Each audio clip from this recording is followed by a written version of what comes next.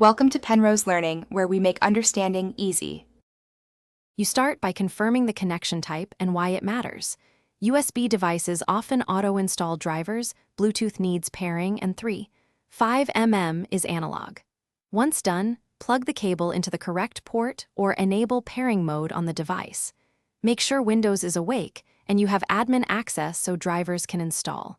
Next, open Settings to the Sound page. This moves the process from hardware to software and lets Windows detect the newly connected device automatically. Now you choose the device and tell Windows to use it.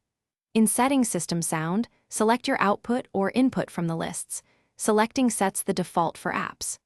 Make sure to adjust master volume and device properties like format and enhancements because format mismatch causes crackling. If the device isn't listed, open Device Manager, scan for hardware changes, and update or reinstall drivers. This ensures proper communication between Windows and the device for reliable audio. Finish by testing audio.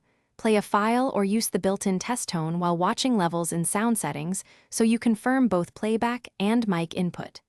Make sure apps are using the chosen device. Change app-specific audio settings if needed.